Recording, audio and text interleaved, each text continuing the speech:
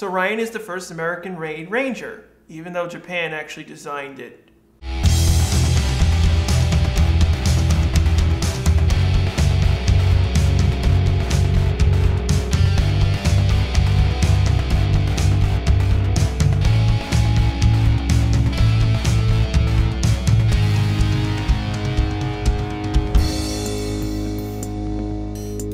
Hey everyone, and welcome to another Ranger Rant. I'm Archer9234. Today I'll be discussing episode 13 of Power Rangers Lightspeed Rescue, titled Ryan's Destiny. Now this episode is adapted from episode 19. For the most part, the main story plot points and monsters used in episode 19 are used in Lightspeed Rescue, but other than that, this is an original American-made story.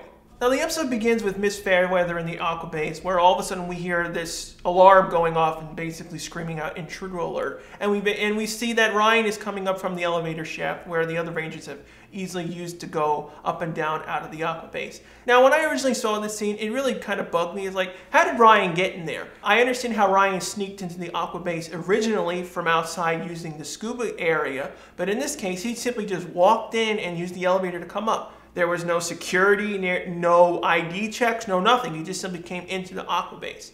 If I was working at the Aqua Base, I would not want to be there. So at this point, Miss Fairweather knows who Ryan is and what he's like, even though he has been doing bad things, and simply Miss Fairweather let him go through the Aqua Base and head right to his father, where, of course, at this point, Captain Mitchell thought, Ryan finally has accepted his role at Lightspeed and was ready to finally accept him inside part of the team. But unfortunately, Ryan basically says that, no, I'm only here to say goodbye. I don't want to be at Mirror Bay. I'd rather just leave here and forget about the whole fiasco. The main reason why Ryan is doing this is because, again, he feels horrible what he's done. He's lived with Diabolical for nearly his entire life. He's treated his sister and his father poorly. He's nearly killed all the Rangers in a fight. So he obviously doesn't trust himself, so he'd rather just simply leave the city and rather not be a liability for Lightspeed and, of course, his family. But as usual, Captain Mitchell, of course, knows that Ryan has always been a good person at heart, even though he's gone through so much problems with Diabolical, being raised as basically a bad guy. So at the last minute, right before Ryan leaves, Captain Mitchell finally decides to hand him a case. Now everyone obviously knows at this point that what's inside the case is the titanium morpher.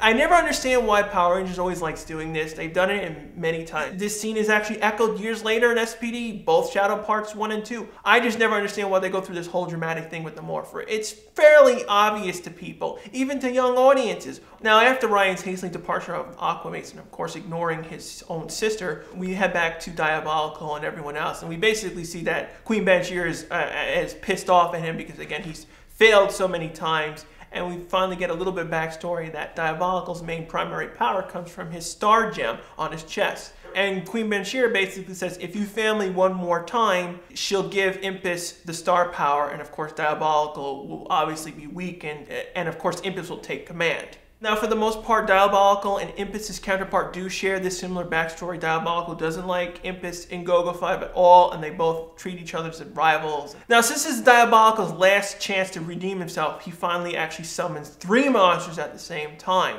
Now, this brings up a whole bunch of issues. How come Diabolical finally sends out 3 monsters at one time? This doesn't make any sense, because if he was able to do 3 monsters, why doesn't he do 10? Why doesn't he do 50? This is a constant thing that happens in Power Rangers. Why don't they simply just send an overwhelming flood of monsters in order to kill the Rangers right away? The reason why this happens in Lightspeed Rescue is because in the original episode of Go-Go 5, these 3 characters are fallen angels. So they were actually grouped together, and that's the reason why there was 3 of them. I also like to point out there was actually a gender change. The blue monster in the center that usually talks in Lightspeed Rescue was actually female. Ryan is headed to the bus stop in order to head out of town. And as usual for Power Rangers, we get the obligatory kids helping out the Ranger to find in order to solve his problems. In this case, I actually thought it was fairly well done. I mean, it wasn't as ridiculous, for example, how the girl in the team up with Lost Galaxy and Lightspeed was. They were just simply there to help Ryan act sort of like his consciousness.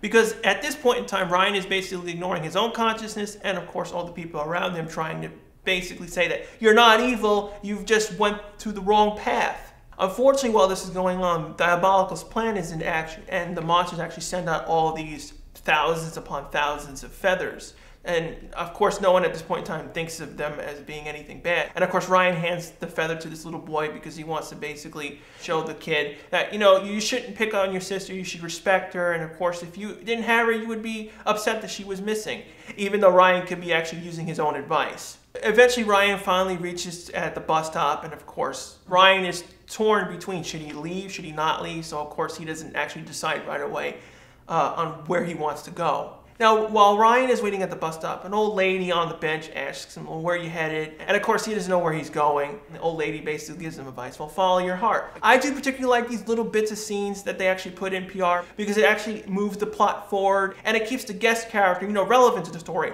Unlike what happened in Samurai, if you guys remember in the episode where Kevin was trying to get the swordfish Zord from the water, and we had this fisherman come out of nowhere, do absolutely nothing, and then disappear a few seconds later, totally wasting that potential of actually making that character Antonio, for example. Eventually, the monsters finally enact their plan and then start attacking the city. Rangers finally find out about the 3 monsters and immediately head out. Now, unfortunately, these monsters are giving a huge amount of trouble with the Rangers because, again, there's 3 monsters instead of just 1. And unfortunately, since Power Rangers decided to drop the detail of how Diabolical summoned 3 monsters, there's no real explanation of why they're a lot stronger and they're more harder to defeat. Now, this episode is a perfect example of how a modern Power Ranger series would never adapt this type of episode. The one main reason is that how the Rangers are seriously beat up. I mean, the yellow and pink Rangers were turned into juggling balls from one of the monsters. And the main elements to the story is the feathers are just basically bombs. Standards and practices, unfortunately, would not allow this episode to ever be adapted anymore because they're strict on specific things. Bombs, real guns, rockets, and anything that's dealing with real-life circumstances. Now, I want to bring up a major problem with this episode. Now, unfortunately, this episode actually has a semi-complicated story element to it where the feathers are actually basically bombs. The thing I hate, though, is that the monsters freely give the Rangers this explanation. I mean, basically, they flat out explain how to defeat them. The monsters are basically explaining how the feathers work. We find out that the feathers simply blow up the moment they're either in the shadows or at nighttime. And the monsters even say that in order to stop the bombs, they have to kill the monsters.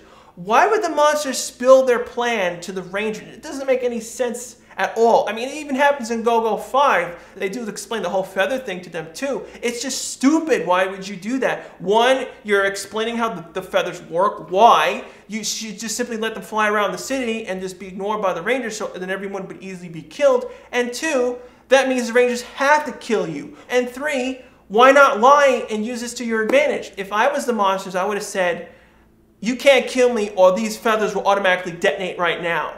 That would have been the easiest way to avoid the monsters getting killed by the Rangers at any point in time. Now, once the Rangers and Captain Mitchell and everyone at the Aqua Base finally figure out what the feathers are doing, they send out an all-point bulletin on news reports and everywhere, send out police, firefighters, bomb squads, and everything around the city. Now, I really like this scene is where we actually do see the firefighters around the city, the police officers rounding up people, and of course the bomb squad disposing of the feathers, even though it was kind of ridiculous because the monster specifically said they only get activated if it's actually nighttime. But I do like this scene because it shows that Power Rangers at one point in time did spend the extra money. Instead of in modern Power Rangers now, would just simply imply that the city's under attack and we rarely would ever see anyone at all. So unfortunately the Rangers attempt to try to do everything in their power to actually defeat the monsters relatively quickly. So the Rangers actually attempt to use the Rescue Bird and the Unilaser finisher while actually some of the Rangers actually holding the monster down in order to try to defeat them as fast as possible. I do like to point out the nice detail in this scene because if you watch the Unilaser being fired, it actually is being shown at a weaker state, which makes perfect sense because normally when the Unilaser is fired, it's fired by all 5 Rangers combining their powers onto red. But since in this circumstance, yellow, green, and blue were trying to hold down the monsters, only red and pink were able to supply power. So when you see the Unilaser being fired, it's actually weaker than a normal finisher move. So luckily enough, just before Ryan finally decided to wherever he was headed and get onto the bus, he actually heard the news bulletin about the feathers, and unfortunately, since he gave the feather to the little kid and basically tried to track down the little boy, the Rangers are slowly losing the fight and the sun is basically ticking down at the last minute. Ryan surprisingly was able to locate the family and get the feathers away from them just before the sun fully set down and actually blew up. Now, even though Ryan was lucky enough to actually find the family and the little boy and successfully save them, this scene does bring up the issue is that What about the countless thousands of other kids that may have not watched the news report? What about people at work? What about the random feathers being all over the place? There'll probably be countless millions of people being killed at this moment. And this is the reason why Miss Fairweather at the end of the episode basically says that no one was hurt. Because again, if they didn't say this, the show would have implied thousands of people have died. Now this scene also brought up another confusing thing with the monsters and their plan. Realistically, if this happened in real life and if I was the monsters, I would have basically simply started attacking the Rangers at sunset to basically toy with them, because frankly, if the monsters simply spread the feathers around the city, didn't open their mouths, kept below so that the aqua base didn't detect them, and the feathers would have been blown up, I would have killed millions of people relatively easy if they just simply didn't open their mouth and executed their plan to fight the Rangers later on. And of course now the Rangers have sustained heavy damage from all the feathers blowing up right next to them, forcing them to all to demorph and basically at the monster's mercy. Fortunately, at the last second, Ryan comes in, and Ryan finally accepts his destiny as becoming the new 6th Ranger. Now, everyone knows here that the Titanium Ranger is the first American-made Ranger, because again, GoGo 5 was called GoGo 5 for a reason. They were only going to have 5 Rangers, even though they do have substitute people in the show acting as 6th heroes, but they don't count, nor do they count as extra heroes. They were just a subgroup of people that helped them at the last minute. But in this case, this is the first time America has made an original Ranger. Now this has its pros and it has its cons. Now the pros thing, of course, it's following with the tradition that MMP are set up. We have to have a 6th hero or a 6th hero equivalent. 2, it sells a whole bunch of toys. And fortunately enough, Lightspeed Rescue was in the heyday of Bandai still having quality assurances, so that the Titanium Morpher toy and his weapon were all high quality at this point. So fans who like collecting his memorabilia cases or cosplaying purposes can easily purchase them without, dealing with, substandard quality products. But the weird thing though is that the Titanium Ranger was actually created by the Japanese producers of Super Sentai. Even though America made Japan design this character, it's still technically Japan still designed this character. Now the primary suit designs are based off of GoGo 5 and a past Sentai series. Now the helmet visor is shaped as a V, symbolizing GoGo 5, because again, the main motif for all the Super Sentai series is the team members of 5. The V, that's the reason why a lot of shows are called Go, because in Go in Japanese means 5. So Japan always tries to keep this motif, so that's the reason why the Titanium Ranger has a 5 symbol on his helmet. Now, the body design is actually based off the Turbo Ranger suits. Me, personally, I would have liked a more original design instead of using the existing Turbo Ranger design, but still, the titanium suit is beautifully designed and does fit in the style that GoGo 5 did. And Japan did actually make the original suit that aired in the first time we saw the titanium suit, where we actually saw the Titanium Ranger in the high glossy cloth material that Super Sentai usually use. Unfortunately, since this material rips fairly easily, America switched over to the normal material that we usually used in Power Rangers. The Titanium Ranger also causes several drawbacks in the show.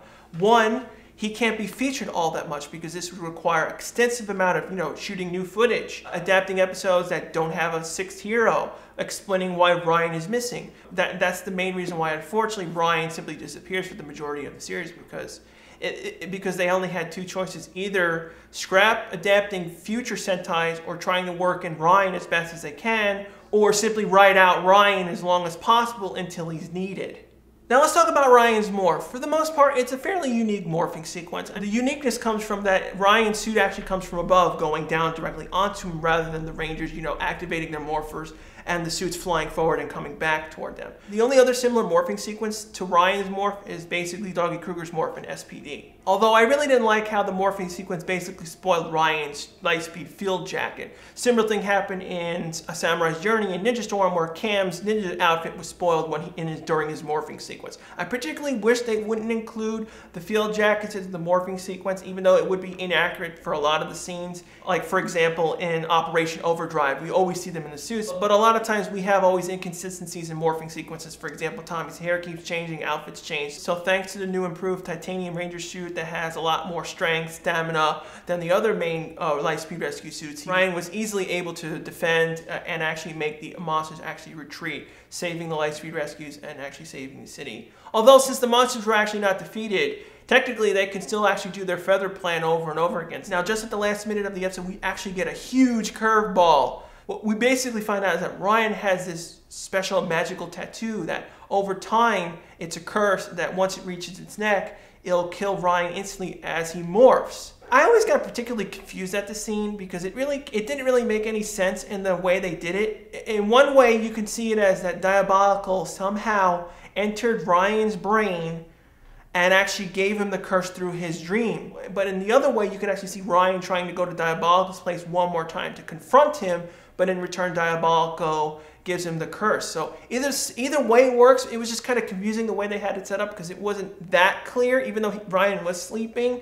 Now, I have to give this episode a 4 out of 5. I mean, it was a really, really good episode. I mean, it was the first American-made Ranger. It adapted a fairly good Go-Go 5 episode. I mean, when does Power Rangers deal with exploding feathers that are basically bombs for around the city? The episode showed high production values because again, it showed a huge amount of extras. They shut down the city to shoot all these cool scenes. They had a bomb squad suit. They had fire trucks. They had police. And they even shot at night for the end part of the episode. This is the kind of stuff that I particularly miss from Power Rangers because in those days, they spent the money. But nowadays, we rarely ever get night scenes. Half the time, it's fake night scenes, and we rarely ever see, you know, where we ever get this like large scope of, you know, the Rangers actually protecting the city. The episode does have a few drawbacks. One, how does Ryan get inside the Aqua base? It seriously lacks in security. And two, they don't explain how Diabolical was able to create 3 monsters when every other time the monsters were only able to, you know, create 1. What do you guys personally think? Do you agree with me that this episode was fairly amazing? It showed a huge production value, a high scope of danger. Of course, Ryan being the new American Ranger, he's a cool character. Or do you agree with me that the episode had some kind of stupid moments where, you know, how did Ryan get in the base, and a few other dragging on moments? Of course, leave your comments below on what you think on this episode, and of course, leave your comments below on what future episodes you would like me to review. For next week's rant, I'll be discussing the first episode of the Psycho Ranger saga, Rangers Gone Psycho. Thanks again for watching. I'll see you guys right back here next week. This happens a lot of times in Power Rangers, and a lot of times it's a lot more obvious in other Power Ranger series, but in this case it's a little bit less obvious, but you can tell it was really supposed to be a woman character because you can tell by the facial expressions and how the character walks and is designed.